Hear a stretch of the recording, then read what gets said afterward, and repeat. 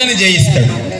ఇప్పుడు మన వయసులో మనం మన దేశం పట్ల కానీ మన ధర్మం పట్ల కానీ ఎంతటి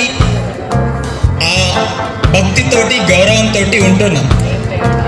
దేశం గురించి మాట్లాడాలన్నా కానీ ధర్మం గురించి మాట్లాడాలన్నా కానీ భయం వేస్తూ ఉంది, మాట్లాడడానికి ఇబ్బందిగా అనిపిస్తుంది. ఎందుకంటే పిల్లలకి అది ఇంట్రెస్టింగ్ టాపిక్ కాదు. పుష్ప గురించి మాట్లాడితేనో లేదంటే ఇంకా వేరే ఏదైనా వాళ్ళకి ఇష్టం ఉన్న క్రికెటర్ గురించి మాట్లాడితేనో వాళ్ళ చెవుల్లో ఒక్కసారి నిక్కబడుచుకొని వినడానికి ప్రయత్నం చేస్తారు. కానీ శివాజీ మహారాజ్ అని అంటే జై అంటారు, తర్వాత వాళ్ళ ముచ్చట్లు వాళ్ళు పెట్టుకుంటారు, వినడానికి ఓపిక లేదు.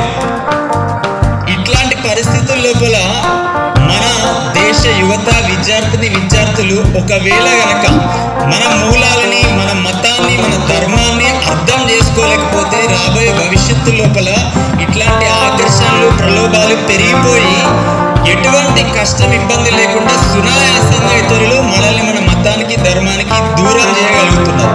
మనం అనుకుంటాం మనం హిందువులుగా ఉంటున్నామని చెప్పేసి, మనం అనుకుంటున్నాం మనం హిందువులుగా గర్విస్తున్నామని. కానీ అదే హిందూ మతంలో పుట్టినటువంటి శివాజీ భవానీ మాతని ప్రత్యక్షం చేసుకోగలిగేటంత భక్తిని కలిగి ఉన్నప్పుడు ధ్యానం లోపల తను సాధించినటువంటి శక్తితోటి మానవాతీత శక్తుల్ని పొంది ఆయన భవానీ మాత ఖడ్గంతో యుద్ధం చేయగలిగినప్పుడు అంత గొప్ప శక్తుల్ని ఒక వ్యక్తి సాధించింది ఎట్లా? మనం కూడా అటువంటి శక్తుల్ని మన జీవితంలో సాధించవచ్చా? మనం కేవలం గుళ్ళకి తిరగడం, బొట్లు పెట్టుకోవడం, పండుగలు చేసుకోవడానికే మన మతాన్ని పరిమితం చేసుకుందామా? లేదా ఈ ప్రపంచానికే జ్ఞానాన్ని అందించినటువంటి సనాతన ధర్మం, హిందూ మతం ఏదైతే ఉందో దాన్ని నిలబెట్టడానికి ప్రాణాల్ని అర్పించి వాళ్ళ జీవితాల్ని అర్పించినటువంటి వాళ్ళందరి యొక్క త్యాగాలకి ప్రతిఫలంగా మనం కూడా మన ధర్మాన్ని అర్థం చేసుకొని పాటించే ప్రయత్నం చేద్దామా వద్దా? అందరు పిల్లలందరూ ఆలోచించాల్సినటువంటి విషయం అది. ఏ హిందూ ధర్మం అయితే ఇప్పటికీ శివాజీని ఒక గొప్ప రాజుగా నిలబెట్టిందో కేవలం ఆయన సాహస పరాక్రమాలనే ఆయన అంత గొప్పగా నిలబడడానికి కారణం కాలేదు. ఆయన యొక్క భక్తి, ఆయన యొక్క జ్ఞానం ఏదైతే ఉందో అదే అందరు రాజుల లోపల అతన్ని ప్రత్యేకమైనటువంటి రాజుగా నిలబెట్టింది. సో శివాజీ మహారాజ్ ఎందుకంత గొప్పవాడైండు అని అంటే ఆయన మిగిలిన రాజులందరిలో లేనటువంటి ఆధ్యాత్మికత, భక్తి ఆయనలో ఉన్నాయి. దానివల్ల ఒక దైవశక్తి ఆయనను ముందుకు నడిపించింది. అటువంటి దైవశక్తిని మనం కూడా ప్రసన్నం చేసుకోవడానికి మనకు శివాజీ మహారాజ్ స్ఫూర్తిని అందించాలి. మనం హిందూ మతంలో పుట్టినందుకు మన యొక్క భక్తి ద్వారా కానీ, జ్ఞానం ద్వారా కానీ, ఆధ్యాత్మికత ద్వారా కానీ హిందూ మతాన్ని బాగా పాటించడానికి శివాజీ మహారాజ్ మనకు స్ఫూర్తినివ్వాలి. అలాగే అమ్మాయిలు ఉన్నారు, తల్లులు ఉన్నారు, ఆడవాళ్ళు ఉన్నారు. వాళ్ళందరూ శివాజీ మహారాజ్ జీవితం నుంచి గుర్తుపెట్టుకోవాల్సింది, అర్థం చేసుకోవాల్సినటువంటి విషయం, శివాజీ మహారాజ్ జన్మనిచ్చినటువంటి తల్లి జిజియాబాయి ఎవరైతే ఉన్నారో ఆ జిజియా మాత తన చుట్టూ ఉన్నటువంటి పరిస్థితుల లోపల విధర్మీయులు ఎవరైతే ఆక్రమించుకొని మన దేశం పైన దండెత్తి అతి కిరాతకంగా, ఇప్పుడు మనకేం అర్థం కావట్లేదు కానీ మన ఇళ్ళకి వచ్చి ఒకరు మన ఇంటికి వచ్చి దాడి చేసి మన ఇళ్ళని చిందరవందరు చేసి ఇంట్లో వాళ్ళని ఎత్తుకెళ్ళి చిత్రహింసలు చేసి మతాన్ని మార్చడానికని ఇబ్బందులు పెడితే కనుక మనం ఎట్లా రియాక్ట్ అవుతాం ఒకసారి ఊహించుకోండి.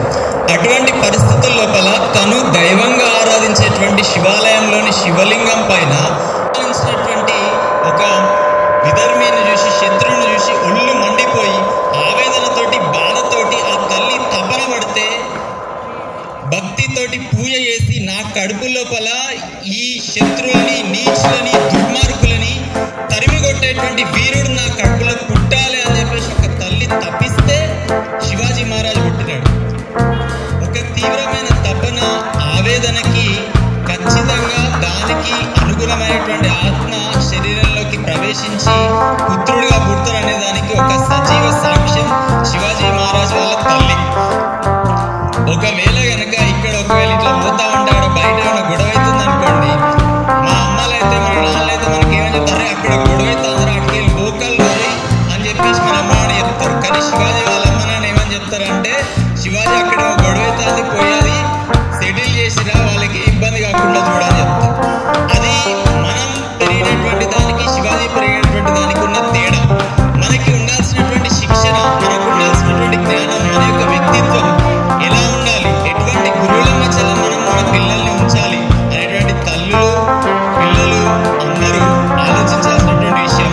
శివాజీ ఆ విధంగా మారడం లోపల తన తల్లి యొక్క పాత్ర ఎట్లా ఉందో అదేవిధంగా తన యొక్క గురువులైనటువంటి దాదాజీ కొండదేవ్ కానీ, సమర్థ రామదాస్ కానీ, భక్త తుకారాం కానీ వీళ్ళందరూ కూడా ఆయన వ్యక్తిత్వం అంత జాజ్వల్యమానంగా ఎదగడానికి ప్రోత్సహించి సహకరించారు. చివరిగా అందరూ శివాజీ మహారాజ్ జయంతి సందర్భంగా ఇక్కడ నుంచి తిరిగి వెళ్ళిపోయేటప్పుడు మీరందరూ ఈ దేశంలో పుట్టినందుకు గర్విస్తే, మీరందరూ మీరు పుట్టినటువంటి ధర్మం హిందూ మతంలో పుట్టినందుకు గర్విస్తే, మీరు చేయాల్సినటువంటి మొట్టమొదటి పని ఏంటంటే, మన ఋషులు గుడికెళ్ళినప్పుడు మనం గోత్రనామం చెప్తాం కదా, ఏ గోత్రనామాన్ని అయితే పూజారి చెప్పి మనం పూజలు చేయించుకుంటామో అటువంటి ఋషుల వారసులుగా ఇప్పటికీ మనం చెప్పుకోవడానికి గర్విస్తున్నాం. ఆ ఋషులు మనకు అందించినటువంటి వారసత్వం అందించినటువంటి ఏదైతే సంపద ఉన్నదో మన యొక్క ధర్మ గ్రంథాల్లో రామాయణ, మహాభారత, ఉపనిషత్తులు వీటిలో ఉన్నటువంటి విషయాల్ని అర్థం చేసుకోవడానికి ప్రయత్నం చేయాలి. వాటిని 10 మందికి పంచిపెట్టాలి. వాటి యొక్క స్ఫూర్తితోటే, రామరాజ్యం స్ఫూర్తితోటే శివాజీ మహారాజ్ అంత గొప్ప సామ్రాజ్యాన్ని నిర్మించగలిగినాడు. మనం కూడా మన యొక్క మత గ్రంథాలు ఏవైతే ఉన్నాయో, ధర్మ గ్రంథాలు ఏవైతే ఉన్నాయో వాటిని స్ఫూర్తిగా తీసుకొని ముందుకెళ్ళాలి. అలాగే శివాజీ మహారాజు అంటే ముస్లింలకి వ్యతిరేకం అనేటువంటి ఆలోచన ఏదైతే ఉంటుందో అది చాలా తప్పు. కేవలం శివాజీ మహారాజు ఎవరైతే మొఘల్స్ ఉన్నారో, ఎవరైతే అప్పుడున్నటువంటి ముస్లింలలో ఎవరైతే దుర్మార్గంగా ప్రవర్తించారో వాళ్ళకి మాత్రమే వ్యతిరేకంగా పోరాటం చేసినాడు. శివాజీ మహారాజ్ సైన్యం లోపల కూడా ఎంతోమంది ముస్లింలు ఉండి ఆయన తరఫున పోరాటం చేసినారు. కాబట్టి శివాజీ మహారాజ్ ఏ ఒక్క మతానికి వ్యతిరేకంగా పోరాటం చేయలేదు. కాబట్టి ఇస్లాం అనేది తప్పు, వాళ్ళు అందరూ తప్పు చేస్తారు అనేది చాలా తప్పు మాట. అన్ని మతాల్లో మంచి వాళ్ళు ఉన్నారు, అన్ని మతాల్లోనూ దుర్మార్గులు ఉన్నారు. కాబట్టి శివాజీ మహారాజు ఒక్క మతానికి వ్యతిరేకంగా కాకుండా ఎవరైతే తప్పుడు చేస్తున్నారో, దుర్మార్గం చేస్తున్నారో వాళ్ళకి వ్యతిరేకంగా పోరాటం చేస్తున్నారు. సో శివాజీ మహారాజ్ అంటే అన్ని మతాలని గౌరవిస్తూనే హిందూ మతాన్ని నిలబెట్టడానికి చేసినటువంటి పోరాటం అనేటువంటి విషయం మర్చిపోవద్దు. సో మనందరం హిందువులుగా గర్వించడంతో ఆగిపోకుండా హిందువులుగా జీవించడానికి కూడా ప్రయత్నం చేద్దాం. మన ధర్మ గ్రంథాలని అధ్యయనం చేద్దాం. తెలియకపోతే అమ్మనాన్నలతో చెప్పించుకుందాం, లేదంటే గురువులతో చెప్పించుకుందాం. ఇప్పుడు ఆర్టిఫిషియల్ ఇంటెలిజెన్స్, యూట్యూబ్, ఇంటర్నెట్ చాలా అవైలబిలిటీ ఉన్నది. Let us all try to understand our great scriptures and try to live our lives according to that great scriptures. So Ramayanam, Mahabharatam వీటి నుంచి పొందిన స్ఫూర్తితోటే శివాజీ అట్లా అయింది. కాబట్టి ఇక్కడ నుంచి మీరు వెళ్ళిపోయిన తర్వాత ఆ గ్రంథాన్ని అధ్యయనం చేయడం, ఇట్లాంటి గొప్ప వ్యక్తుల జీవితం నాకు తెలిసి ఈ కాశీబుగ్గ ప్రాంతం లోపల మొట్టమొదటిసారి ఈ ప్రస్తుత తరం లోపల దాదాపు 15-20 సంవత్సరాల లోపల ఈ విధంగా ఒక దగ్గరికి వచ్చి ఇట్లా శివాజీ మహారాజ్ గురించి లేదా హిందుత్వం గురించి సమాజానికి మనం ఏమైనా చేయాలనేటువంటి సంకల్పంతో వచ్చి సంఘటితమయ్యి ఇట్లా పనిచేయడం అటువంటిది నాకు తెలిసినంతవరకు కాశీబుగ్గ చరిత్రలో ఇది మొదటిసారి. సో మీరు ఒక గొప్ప అధ్యాయానికి తెరదీస్తున్నారు.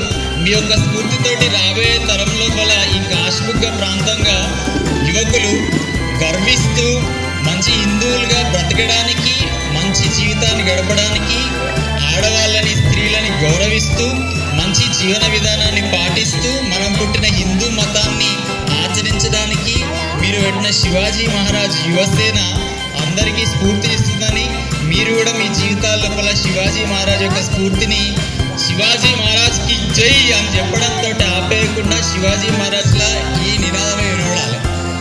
ఓకేనా? ఈ కాశీబుగ్గ ప్రాంతం మొత్తం దద్దరిల్లాలి. వినబడుతుందా? నేను మైక్లో చెప్పిన దానికంటే ఎక్కువ వాయిస్ మీ అందరి నుంచి రావాలి. ఇది మీరు ఇచ్చే నినాదం ఆ శివాజీ మహారాజ్కి మీరు అందించేటువంటి ఒక నివాళి అనుకోండి. ఓకే ఓకే, అందరు రెడీయా? జై భవానీ అంటే మీరు అందరు ఏమంటారు? వీర శివాజీ అన్నారు. ఓకే, జై భవానీ.